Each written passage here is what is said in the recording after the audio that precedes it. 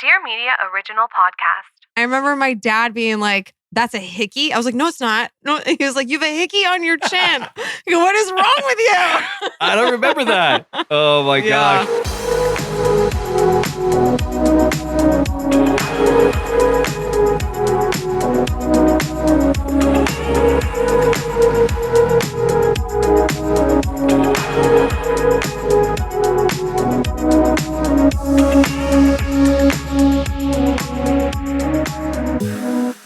What's up, everybody? Welcome in. We've got another episode of Back to the Beach with Kristin and Steven.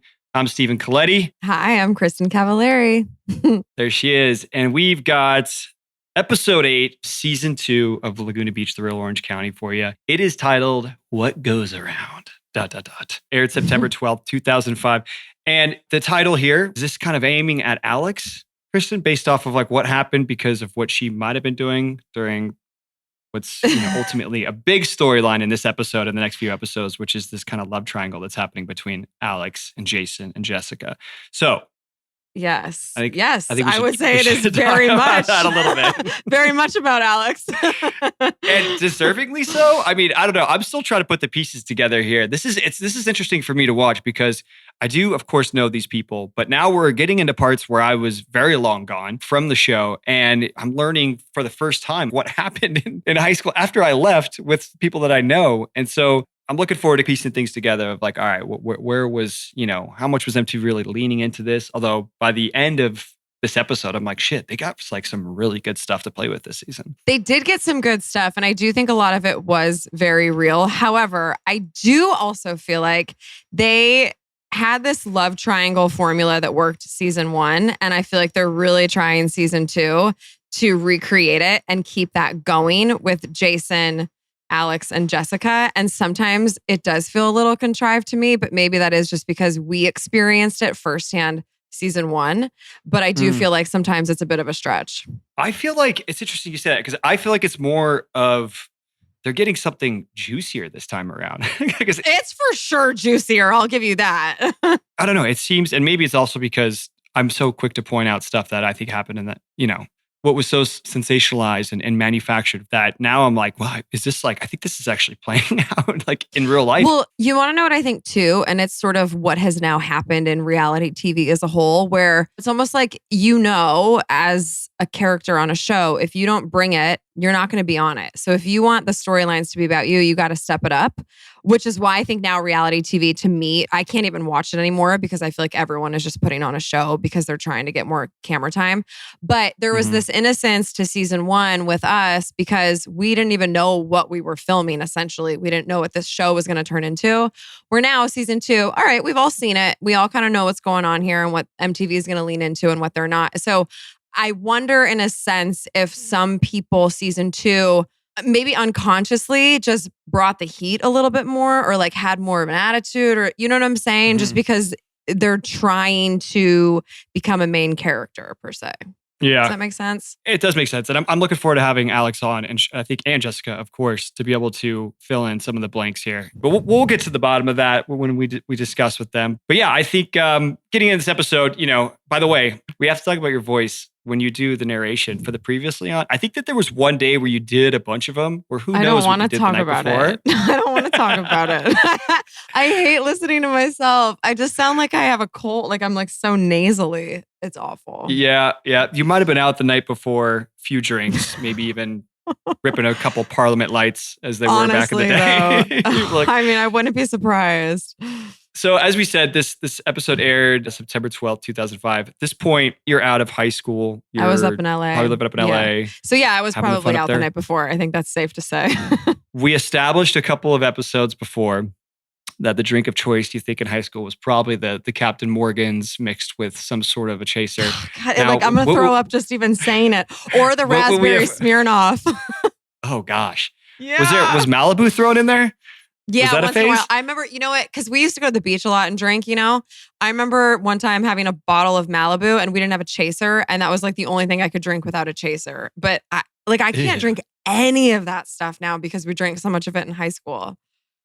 What would be in LA? What was the poison of choice? Like I remember I was starting to drink like Greyhounds, which is just grapefruit juice and vodka and just terrible for you. Terrible. Well, Instant hangover. Well, that I also was doing vodka cranberry too when I was like 18, which is also just disgusting. Yep. I The Red Bulls wised as up. well. Yes. Oh my God. The Red Bull and vodka. Like that's a heart attack right there. I wised up and now I just drink tequila soda with a little lime and jalapenos maybe. But yeah, it's that sugar that's going to get you from the juice. Oh, so I want to go over real quick what of course it was described to us as this episode is the Jessica, Jason, Alex, M love triangle continues to get complicated when Alex finds out that Jessica and Jason have been hooking up again behind her back. Oof. So I was looking up, trying to get, what this was described as, how the episode synopsis is. And I saw that the show was actually nominated for 4 Teen Choice Awards. Did you know this? No, I don't remember. Did you know that you were nominated for one of them? Wait, did I know this? No, what was it? It was 2005. It was Choice TV Reality Variety Star. Actually, no, that one, sorry, that's 2006. 2005, okay. I was nominated for one. Never knew that until actually a few years back, someone brought that to my attention. But that we were never invited to this. I don't even know if there's an actual award show for this, or they just announced them. There is, and I guarantee we were. And MTV did not want people knowing our last names or who we were or having accessibility to us. I'm telling you, we were probably invited, and they just didn't want to tell us. Oh, that's interesting. I'm not kidding. Of course we would have been invited. I mean, it's a whole award show. I presented at it years later. Yes, it is like a whole you're thing. Right. It's probably why we were nominated. They want us to show up. So yes. Yeah, I never heard a peep about this. About this. I had no idea. Could have prepared a speech. Bullshit. Yeah, man, I probably would have won that fucking thing. So the show was as well, I think in 2004, I think when they were just starting to, I think even offer some sort of awards, if you want to call them, to reality shows. And so they have a Choice reality show listed here from IMDb for TV in 2004. Choice reality show. And then 2005, it was Choice Summer Series. So there you go. I feel like we graduated a little bit. Wow. But meanwhile, in case you're wondering, our rating on IMDb was still a 4.7, which is not very strong. Out of what, 5? 10. No. Yeah. So then I was curious and I was like, all right, well, what are like some other reality shows around that time? What are they getting? And the Kardashians is sitting at a solid 2.7. Which I thought was kind of fucked up because they've done however many seasons, 20, another 20 spinoffs. Yeah, literally though. Wait, Kardashians aired in 2005? Yeah, right around there is the first. Wow, that is 2005, 2006. Could you imagine still being on a reality show from the time Laguna started? I would die. Oh my God. Oh man. I'm so glad that, we've been able to take an 18-year break before coming back and talk about the show instead of spending another 18 years. Like I already give you a lot of credit. The fact you're able to go on and do a couple more. I mean, you gave a couple more seasons, of your time to reality TV. And I did. Yeah. But at least then the pay is a little bit better. And then, you're a little more strategic. Different. Yeah. What you're doing with the show. Situations. Yeah. Yes. Yeah. Very different. I mean, The Hills was basically an extension of this, but it was fun. And then Very Cavallari, honestly, was the best reality show experience I've ever had because I was an executive producer. I was an adult. I learned I could say no to things. I stood my ground and I did it for my business. I did it for exposure for Uncommon James. And honestly, it was the best thing that I could have ever done. So I don't regret that at all. Sure. Did they give you creative control? I had a lot of say. Let's put it that way. What about final edits? Yeah, I got things taken out a lot. a lot. Okay. But I also because I guess we've done it for so long, I can also look at a show from a viewer's perspective. And I left things in there that I was like, it's interesting, like how we do our ratings, like audience rating versus personal rating, where I would be like, personally, I'm not crazy about this moment, but for an audience, I'm going to leave it because I think what makes a good reality show. So that would be my internal battle. Yeah. It's funny. I remember as I was trying to get into acting and moving away from reality TV, I remember trying to build a resume and you could see on IMDb your credits. And when it was kind of a big deal, of course, when you got a new credit and you're starting to have a couple things on there, at least for me, when I was 21, 22 years old. And, everyone in the industry used this. But I remember so when I think Laguna was like my only credit, right?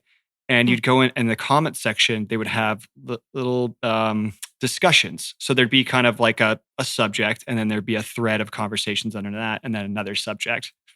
And there was an editor's note from somebody from IMDb that said, "This is one of the worst TV shows in the history of television." which is so fitting of that time because reality is really starting to make its splash, right? You've got the Nick Lachey and Jessica Simpson show, Newlyweds, thank you, the Osbournes family. You're coming off of years of success with The Real World, Road Rules. So now it's like, okay, it's here to stay. You've got the variety shows, the competition shows and stuff, your American Idols, all that. So it's around Dancing with the Stars, et cetera, et cetera. And there's so many people in the industry that were like, again, as I mentioned it before, it was like this was going to be the deathbed to the art of scripted for writing actors and performers and stuff. So you could feel that. And so a lot of people working, say somebody working on IMDb who are big movie buffs and watch all sorts of TV, this shows like this come around. A lot of people are talking about it and they're like, fuck this. Like, this is not TV. This is not real entertainment. But, well, it's still here. Hey, look at us now.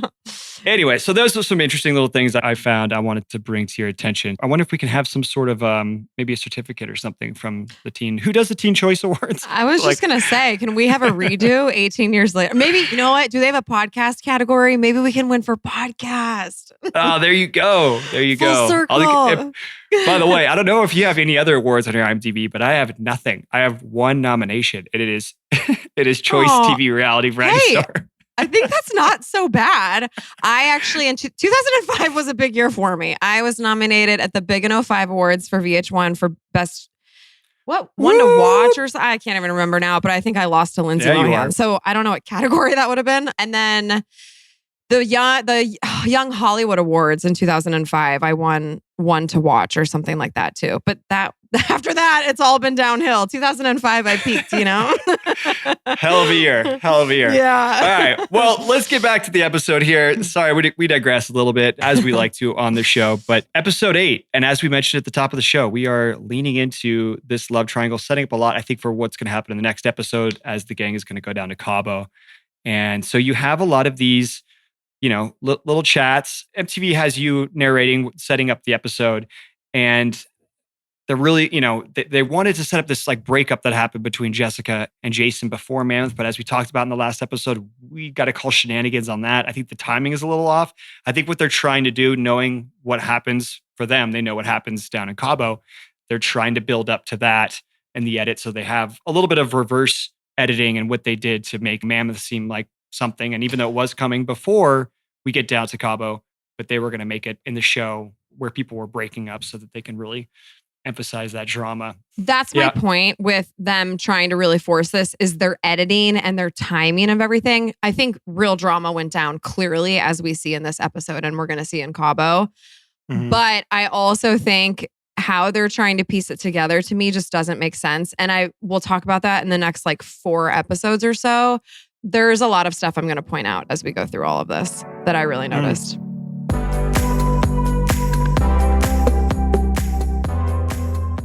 All right, everybody, we're going to talk to you about America's #1 ready-to-eat meal kit. That's right. It's Factor. You guys, we're getting into springtime. Schedules are heating up. Everyone's getting super busy. We want to get outside. We want to do all the things. That leaves less time for the indoor activities, such as cooking. That's where Factor is going to step in for you guys.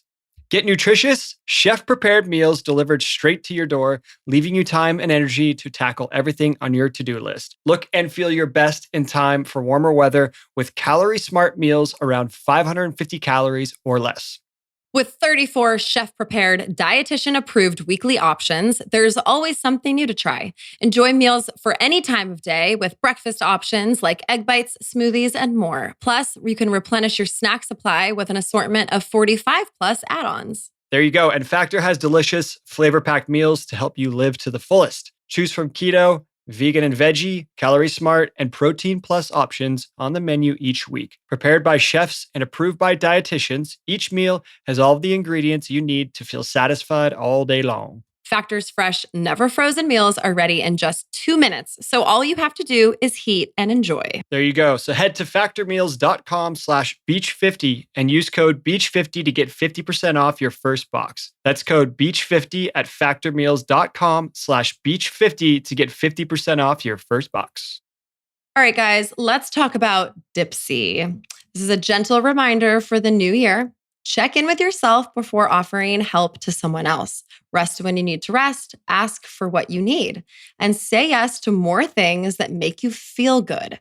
Transport your mind to a world where you can relax and treat yourself to your deepest desires, all with Dipsea.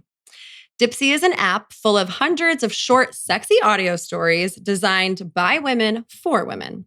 They bring scenarios to life with immersive soundscapes and realistic characters. Discover stories about second chance romances, adventurous vacation flings, and hot and heavy hookups. Radically inclusive, Dipsea has stories for straight and queer listeners, and 56% of stories are voice acted by people of color. You've never heard celebrities like this before. Listen to stories voiced by Serenus J. Jackson, ER Fightmaster, and Luke Cook. New content is released every week, so in between listening to your favorite stories again and again, you can always find something new to explore. They also have soothing sleep stories, wellness sessions, and sexy stories that you can read. Let Dipsea be your go-to place to spice up your me time, explore your fantasies, relax and unwind, or heat things up with a partner. For listeners of the show, Dipsea is offering an extended 30-day free trial when you go to dipseastories.com/beach. That's 30 days of full access for free when you go to dipseastories.com/beach. dipseastories.com/beach.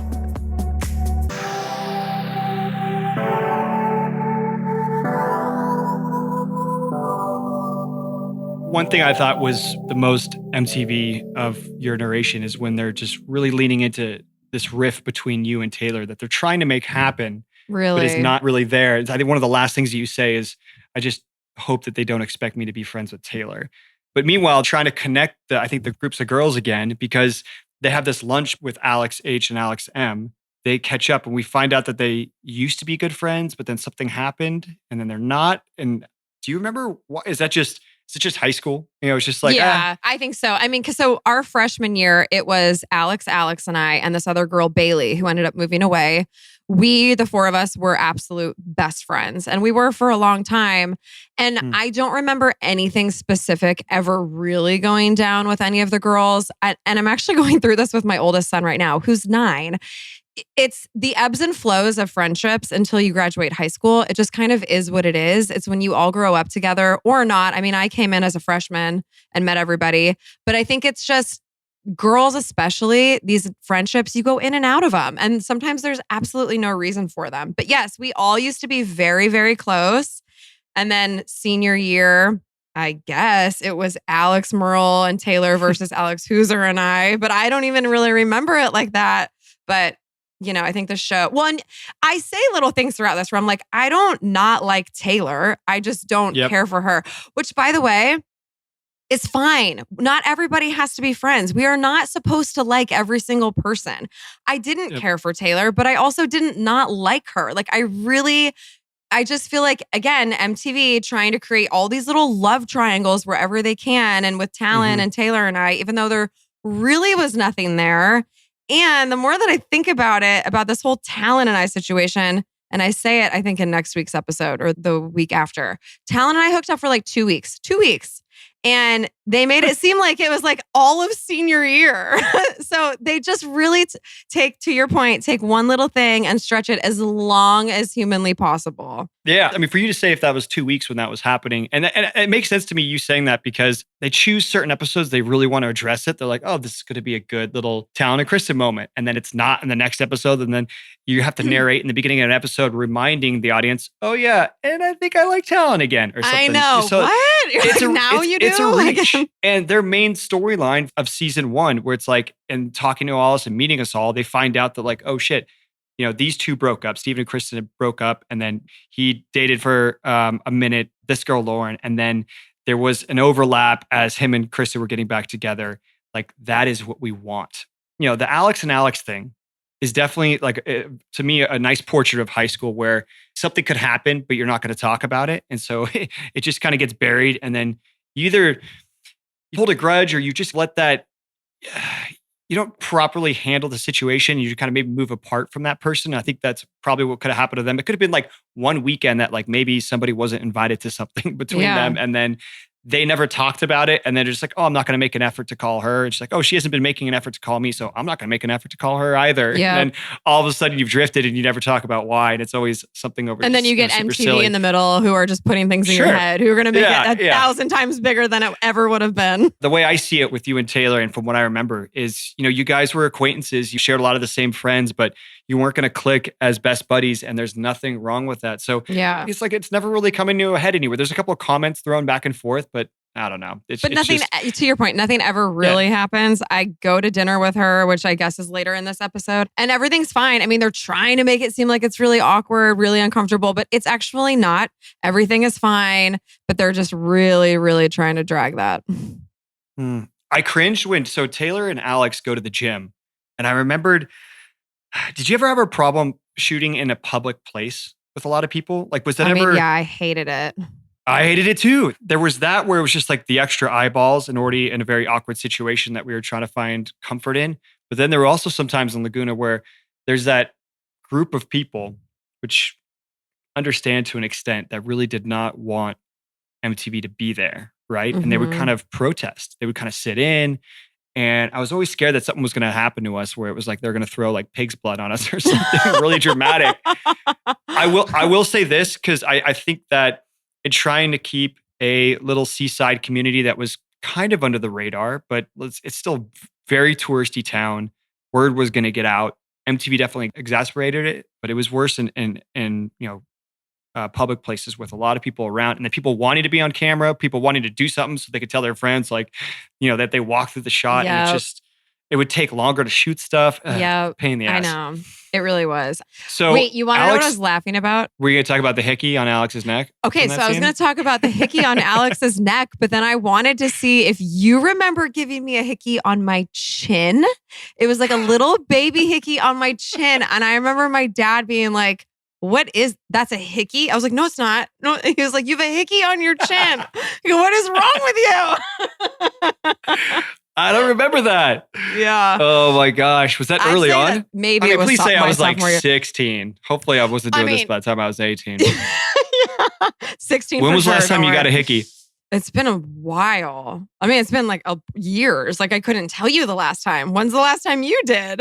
I don't even remember. I don't think adults really give hickeys. I think that's the point. Well, right. It's like you shouldn't. We definitely shouldn't. Exactly. But I was like, if you happen to have snagged one over the last few years, like, well, all right. I'd say someone gave me one time like fucking with me, where I was like, "Do not give me a hickey," and then like because I think I'm easy to give hickeys to. You suck the blood right out of me in 2 seconds. I just remember there was sometimes in college you'd see people, and might have been like their first hookup with somebody, but I remember seeing somebody who would have like 11. No. It was almost like it was a badge of honor. So it was like, just go ahead. Go ham. I don't know. It's just great decision making when you're a little tipsy. Oh, that is crazy. No. And then, but you know what? I've actually had actual curling iron burns on my neck. And I will be like, it's a curling iron burn. People are like, yeah, I'm like, no, really? Like, it's like scabbing up. Like, hickeys don't do that. I actually have a scar on my neck from a really bad curling iron burn. Oh boy. Things I don't have to deal with. Yeah. Before. There you go. So we move into a little bonfire scene here, which there's a lot of funny little moments in here. First of all, we got Casey marching down the beach in her heels. Kristin, you call her out on that. You're like, I knew she was going to wear heels to the beach. I knew it. Funny. I knew it. And then you guys are trying to coach Jessica up because she's already being weird before Jason shows up. And Talon actually gives some solid 18-year-old advice at this point. And I'm not sure how you feel about this today, but Talon's like, no matter how shitty you feel and awkward you feel right now, you need to have the best time ever. Yeah. Just go. Yeah. If you really want to like make this person a little jealous, then commit to having the best time ever. And he tries to get her to do that, but I don't think that really works out. Poor Jessica. I mean, that is so awkward and uncomfortable. Your boyfriend that you just recently broke up with, now you have to sit at a intimate bonfire with in front of his new girlfriend. Like, that sucks, regardless of your situation. And then there's cameras in your face. I actually really felt for her. Anyone would be nervous in that situation. That is a horrible situation that no one would ever normally be in. I think that we just need to like give a little bit of credit to Jessica because that is 100% MTV set up Bonfire that she did not want to be at, obviously. Yeah, I give her a lot of credit in that she kind of commits to letting MTV in to everything, which is great for an audience, you know, because there's a lot of IRL moments that come from her discussing how she's feeling about this guy, what her next move is, what happened. And for as many times as you and Alex are there trying to shake her into sanity of like, you need to get away from this guy, you need to do this, she's still just committed to kind of what she thinks she wants at that time in her life. And unfortunately, it leads to a lot of questionable decision making, but she's very honest about it. It's sincere. And I think to an audience, people at home watching this, you can connect with that. And look, she's also got, as we get into this, you know, breakup, her and Alex M were friends at one point, and it's kind of a no-go zone as far as dating a friend's ex. I don't know. That's definitely not on my list of things you can do. So, well, then you know what? Then let's just jump into this conversation because here's the whole thing. So, yes, Jessica and Alex were friends, right? And then Alex started dating Jason. So then when Jessica goes and hooks up with Jason, isn't that the same fucking thing, essentially? Right? I mean, I realize like, okay, the cheating aspect of it, yes, takes it to another level. However, the whole thing is wrong all around. I think everybody in this situation is wrong.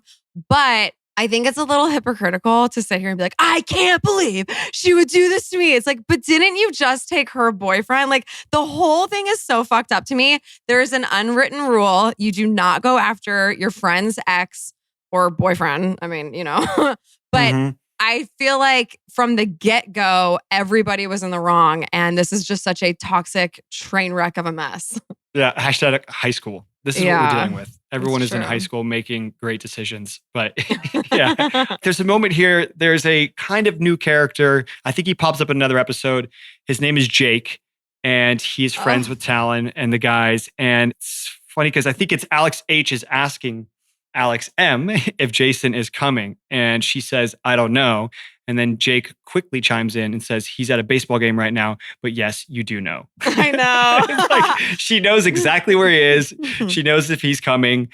And yeah, it also leads to a very funny moment. There's a talk once he arrives to the bonfire where, you know, she was like, where are you? Or why are you late? And he's like, oh, you know, I don't know. It's very Jason, just like playing it off. And she goes, I called your mom and she said otherwise. And he has this look on his face like, what the fuck? And she goes, baby, I'm kidding. It was so funny. Yeah. Alex was just always trying to get Jason to laugh or have some sort of a reaction. And he really gave her nothing ever. Moving on from there, as we're, you know, really getting into like, all right, is Jessica's kind of still in the picture, I think, with Jason. And there's a shocking scene to me with this whole golfing, the boys golfing. And then afterwards, Jason meets with Jessica. Okay. What? I call bullshit. This is when they were still together. I know it for a fact. I also think this is an extension of the other golf scene that they did. Yes. This is when they were still together. I'm telling you. And we're going to ask Jessica about it when she comes on here in a couple episodes. But I don't believe this for one fucking second. I was wondering. They did this shit to you all the time, Steven. Of You would course, know better but that's than why anybody. I know, but I thought it was much further down the line. And no matter what, it seemed like they had definitely been broken up for a while. And I'm learning in this show that they circle back quite a bit. Yeah, because remember the boys were golfing before. I think it was all the same day. I do. Interesting. When Cedric, I didn't notice that. I know. And there's a wild line in there about, I think it's Jessica asking if he's dating Alex, but you don't see her lips moving. That's obviously a wild line. And I can just tell from their dynamic, how they're interacting with each other. They were together. This is how they were when they were together. So I think it was a scene from before when they were together, or it was a pickup scene. But I really feel like just based on how they are with each other and because of the golfing scene before with the guys, that this was before they had broken up. Oh, okay. Because I think the way they teed up the conversation, when she's asking Jason, she's like, did you tell Alex I was talking shit? But that could have been at any time. But that could have been over anything. I gotcha. Yep. I gotcha. Yep. Yeah, because I was like, Jason is so casually committed to hanging out with her after. Yep. And even though the guys are like, no, what the fuck? Like, wait, why are we doing this? Oh, that's the other thing. This was not the same day that the boys were golfing. I can guarantee that too. This was a totally separate thing. Guarantee it. So they pieced that together as well. Mhm. Okay, Come on, wow. how many times did they do this shit to us the first season? We can't sit I'm here. falling for this shit because I'm learning this stuff for the first time. Happens. I'm But like, see, now you can see how as an audience member, you're like, you believe everything. You don't even think like that anymore. It's a good thing I'm here to keep you in line. all right, we're keeping that guard up for the rest of the season. Damn right. When they say that they're going to the beach, I was like, what the fuck? It's like, how can you do that? Oh my God, he's cheating on Alex. They end the scene with Jason saying, yeah, let's go to the beach. I'm like, yeah, because they're in a relationship together. Yep. Got it. Not buying it. I'm on to you, MTV. And I guess, all right, so I think that they knew, this is what makes sense. They knew that they had the stuff with Alex at dinner, getting all those text messages or the phone call and then the text messages. Mm-hmm. And so they wanted to kind of reverse engineer. How do we make it seem like Jason was going to hang out because they weren't at this mystery party where Jason and Jessica have a moment. So they wound up using that lunch and the golfing. Yeah, crafty. Well, yeah. So we go to dinner and it's obviously both Alexes are trying to play peacemaker between the four of us. And if you can really look at this dinner from a lens of, is there something really going on? No, there's really no drama whatsoever. You can tell the four of us are fine. MTV is, of course, stretching. My favorite part of this whole dinner, though, was when I said I was going to USC. I don't think I was ever going to USC. I was going to ask you about that. I don't ever remember getting into USC, even applying to USC. So that was funny. I was like, oh, really? I love the commitment at that moment. This has to be probably when you were dating Matt for a little while. Maybe that scene was pulled because you were. I'm like, I'm going. Earlier in this episode, we were at your house and Jessica is just unloading some drama onto you, which is really funny. You're just there just eating nuts or something. You're just like, oh, really? I'm only eating on camera now. I only eat on the show anymore because that's how over it I am. And Jessica's in this oversized USC sweatshirt. It's like, I wonder if you guys just like had to sleep over the night before and like, you're like, here, wear this sweatshirt on camera. You were just pro USC at this point. Fight on, baby. All in. Fight on. By the way, like there was never even a 2-day period of my life where I was like, oh, I'm going to USC. I did not have the grades for it. I was not stupid enough to think that I was going to get in. So I don't know where this came from. You probably had this brilliant idea of like, you know what? I'm just going to start talking about me going to USC on the show and maybe they'll get me in. They'll let me in then. Yeah. Yeah, they have to. Oh, man. I wonder if there was, that's a whole nother version of the USC admission scandal. What if you got thrown into that? Next thing you know, you're on the rowing team. Oh, yeah. Look at me, baby. That's pretty great. But yeah, so we're at dinner and I don't remember who called Alex on the phone, but Cammy, who becomes a character. Yeah, That's and right. I think she becomes a big character in season 3 from what I can kind of remember. And I don't know if she shows up later on or I'm sure after this episode, MTV's like, who's Cammy? Let's get her on. Yeah, and she was a year younger than us, so she was a junior. But she tells Alex that she, I guess, walked in on Jason and Jessica hooking up at a party. Yeah.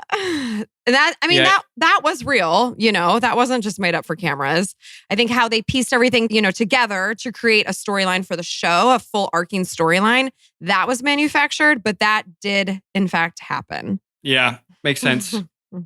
They have this scene the next day, or it's the next day on the show, and Alex and Taylor are chatting about Jason and Jessica, and I could see this line being fed to Alex that she uses. She says, I hope she doesn't get me on the wrong night in Cabo. Yeah. And I heard that and I was like, oh shit. And I know something happens in Cabo. Then I'm like, oh, okay. Now I could tell right away. I'm like, from that moment, I'm like, all right, something's definitely going to happen in Cabo now because MTV's having her tee it up already. Well, and I bet when they filmed this scene and had her say that, Cabo had already happened. Guarantee it. That makes sense. Mm-hmm. Yeah. So they knew something was going to go down. Yeah. And in the next scene after that, you've got your shopping with Jessica and Alex. And I mean, here you are again, trying to help this girl and giving her some sage advice. Like after you've said everything about like, you need to end it with this guy. Now you're saying, what the fuck are you doing even talking to this guy? I mean, you shouldn't talk to someone who does this to you. All he does is hurt you. Yeah. And you're like, I think you should say, fuck Jason and not talk to him. And then she's basically like, "No, yeah, you're right," and leave it. I'm like, "Oh, well." Well, she lied to me about hooking up with him too. She wouldn't tell me, which I mean, I understand why. She knew I was going to be like, what the fuck is wrong with you? That's right. And I was wondering if she was lying to you there, or if we were Yeah. talking about two different nights. If there's Maybe something, we 'cause she's were. Yeah, maybe we adamant were. about like, no, nothing happened last night. It's like we were sitting outside talking. Okay, But you know what? Maybe you're right. Maybe we were talking about two separate nights. See, now I'm falling for this shit. well, it's hard because there's like this shit does happen on the regular in high school where it's like rumors start flying around or like two people walk off in one direction and then people just start saying shit. But then, of course, Yeah. there's nights where these rumors are actually true and shit has been going down. People have been doing some things.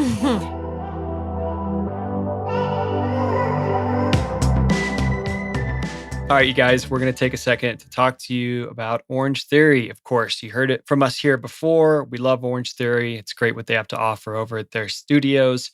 So we're going to take a minute to tell you a little bit more about Orangetheory. If you haven't heard it, Orangetheory is the smarter workout for more results. A total body 1 hour group workout that combines science, coaching, and technology to guarantee maximum results from the inside out. It's a 5-zone heart rate-based workout designed to transform you from the inside out and supercharge your metabolism for more caloric afterburn, more energy, more confidence, and more results. 12 to 20 minutes in the orange zone 3 to 4 times a week is all you need to start your fitness journey towards a longer, more vibrant life. Guys, I have been taking the classes at Orangetheory, and I've recommended it to you before, and I will continue to recommend it to you. I enjoy going to their studios. Their coaches are all very friendly, but I highly recommend doing the group fitness opportunity over at Orangetheory. You know, you do a little bit of the rowing machine, you do a little bit of the cardio on the treadmill, and you do a little bit of weights on the floor as well. They kind of mix in a little circuit. You also wear these monitors that have your heart rate going, and up on a TV screen there, you've got your name, you've got your heart rate going, and you can see which zone that you're in. They push you to get to that orange zone and even better in that red zone. It's all right there in front of you.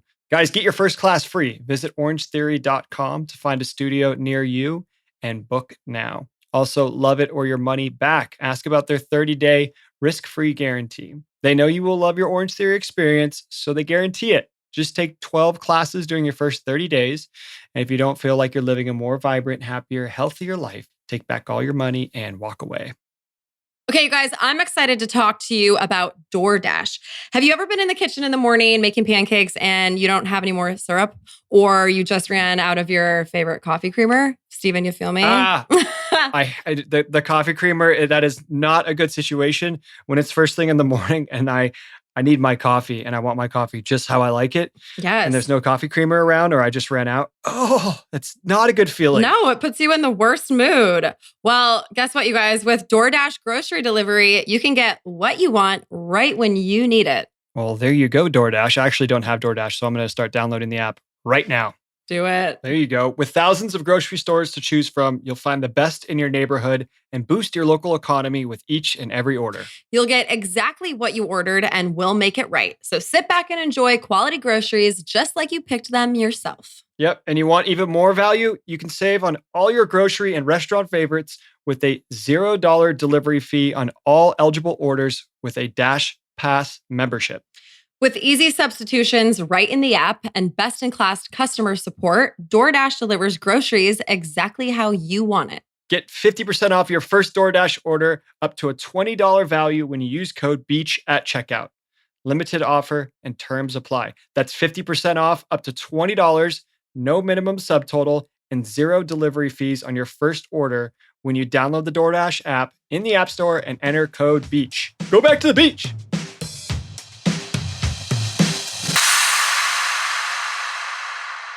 Anyways, let's wrap it up. I mean, I feel like, you know, we're leading up to Cabo. Then the next episode's another big one. And you've got some serious tension that's building between Alex M and Jessica in this episode. And it's all going to come to a head in the next one. So, Well, and we have to wrap up this episode with Alex and Jason do essentially break up.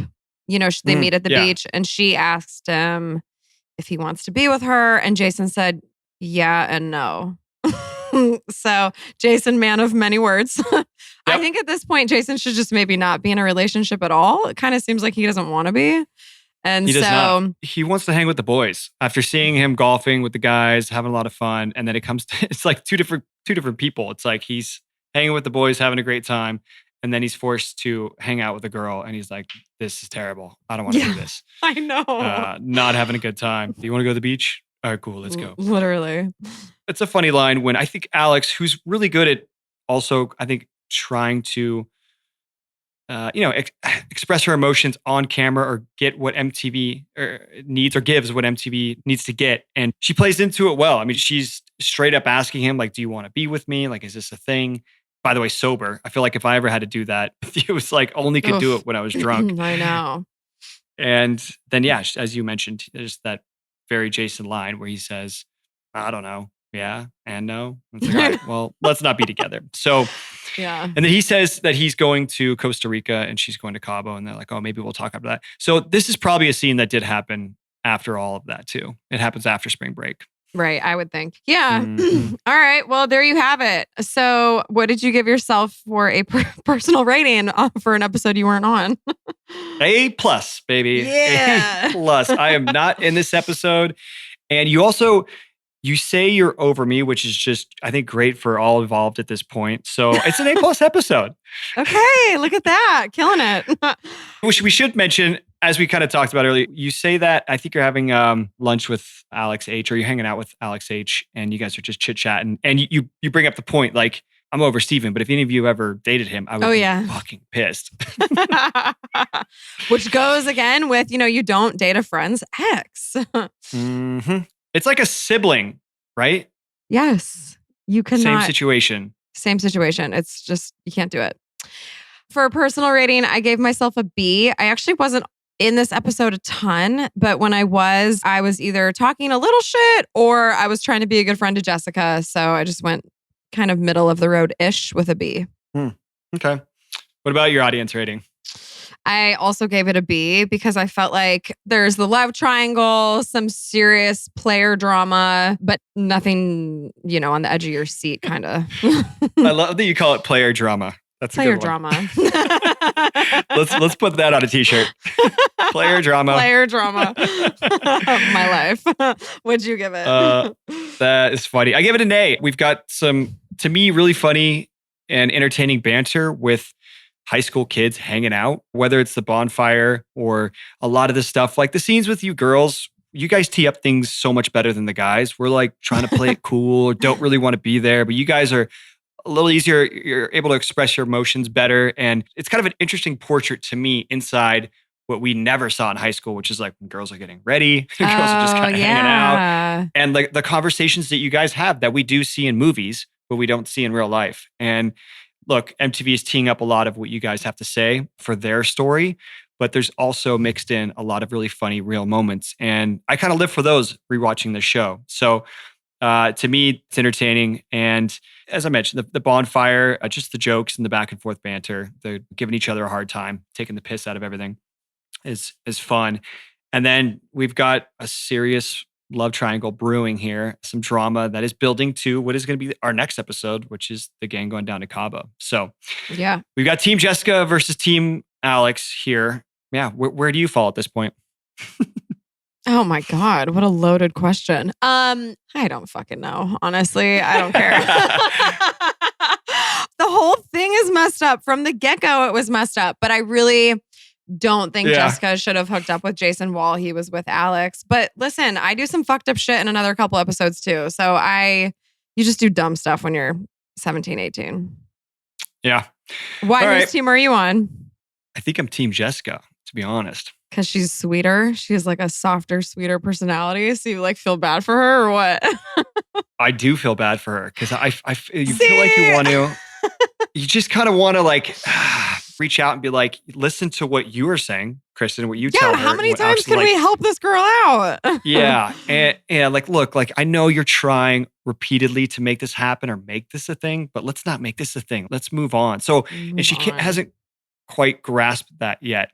So I think I go there, Okay. All right. And then because she does get burned by Alex down the road a little bit, or because Alex dates her, which is crossing the line.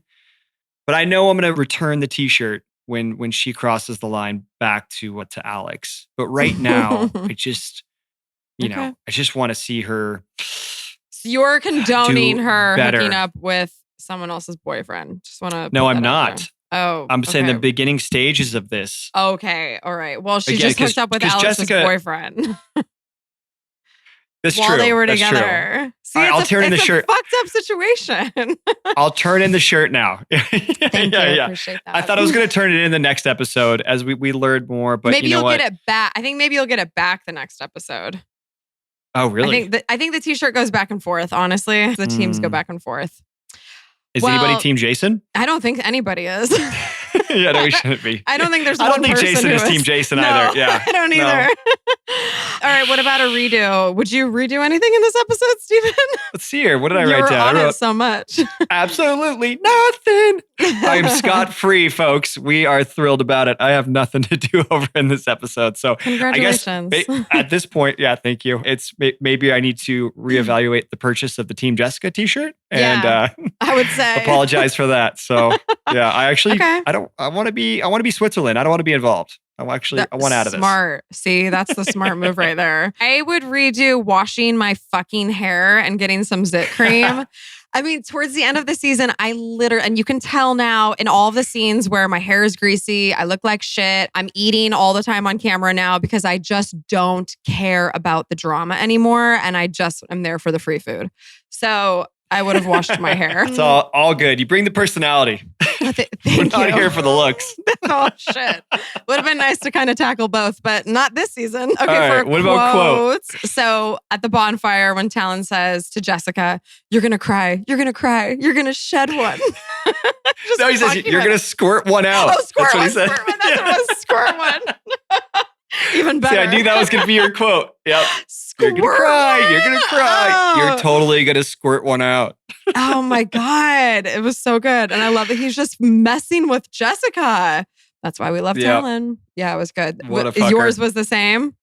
No, actually, I went to Alex M, which he's got actually a couple of good ones in this episode. But the one that I particularly enjoyed is one where she is reading the text messages and she goes, oh. Yeah. Oh, wow. Yeah. At dinner. Yeah, it's so good. It's so good. And like, then holy shit, what happened? So, because in real life, she's basically someone spelling out in a text, which I think we can all relate to at some point in high school, where someone's like, dude, you should see what Kristin's doing right now. Or like, where something where you're getting some sort of a message. Sorry. I'm looking at you, so I'm using your name. I'm not saying a particular situation when this happened. And yeah, she's getting a message from what we all fear, which is from somebody seeing something at a party about your crush or your significant other, whatever. Or your boyfriend. So yeah, the camera's right there. And in real time, we've got 3 different O's from her. And it ends with a very great, wow. Almost like she knew, like she was expecting it to happen. She's like, I already know what this is fucking going to be about. Give me the text. Give me the play-by-play. So good. Anyways. Wow. All right. Well, shit's going to hit the fan next week in Cabo. Holy shit. As it does. Yeah, it always does. I could tell you I'm already excited that I'm not going to Cabo in this next episode. I'm happy to sit on the sidelines and tune in with everyone else. I can tell you the drama's not about me for once, and I'm very happy about that. I get to just go to Cabo and hang out and get drunk and not get in fights this time. So I'm also looking forward to that. Little preview of that episode. I mean, yeah, I was going to say, like, there's got to be plenty of awesome drunken memories from that trip. I mean, there's going to be no shortage of alcohol flowing as it does every time we go to Cabo. You know what? All of my memories from that Cabo trip are actually not on the show, but I can share some of that next week when we. You have memories of Cabo? Well, probably. I don't remember a damn thing. I probably only because I have pictures where I'm like, oh yeah, that happened. They're not like actual memories. Yeah, no, I was blacked out the whole time. All right, guys, let's black out next week. We're going to Cabo. Maybe we should incorporate a drinking game for Cabo. Every time we say, I know, we really should. We'll come up with something. And then you take a shot of tequila. Well, thanks you guys for listening in. Fun episode. We'll talk to you all next week. Look forward to that. Bye, guys. Take care.